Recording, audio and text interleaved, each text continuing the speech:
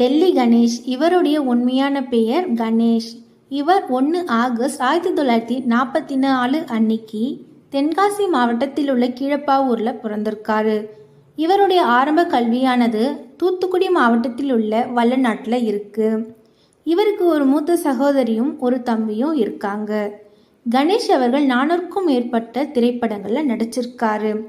பட்டின பிரவேசம் 1976 இந்த திரைப்படத்தின் மூலமாக தான் கே. பாலச்சந்தர் அவர்களால் தமிழ் திரையுலகத்துக்கு அறிமுகம் ஆனார்.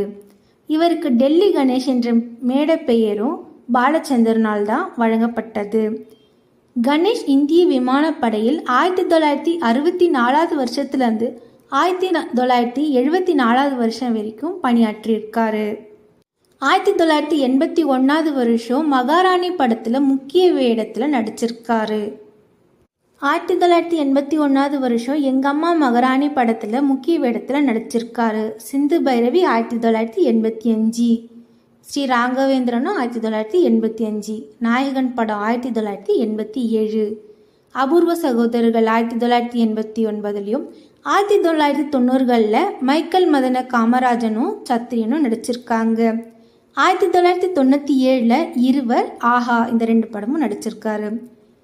2000 பிரியமானவளே, 2003 சாமியும், 2011 காவலன் படமும் நடிச்சிருக்காங்க. 2024 ரத்னம், 2024 அரண்மனை 4, இன்னொரு படம் இந்தியன் 2 நடிச்சிருக்காரு. 1996 அவை சண்முகியும், 2001 தென்னாலி நடிச்சிருக்காங்க. கமல்ஹாசனோட தொடர்ச்சியான ஒத்துழைப்புக்காக அவர் மிகவும் ரொம்ப பிரபலமாகிட்டே வந்தார். வெந்து தணிந்தது காடு 2022 நடிச்சிருக்காரு. இன்னும் நிறைய படங்கள் இவர் நடித்துள்ளார். 1979 பாசி திரைப்படத்தில் நடித்ததற்காக தமிழ்நாடு மாநில திரைப்பட விருது சிறப்பு பரிசை வழங்கியிருக்கார்.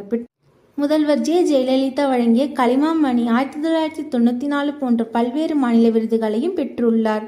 இன்னும் நிறைய விருதுகளையும் வாங்கியிருக்காரு.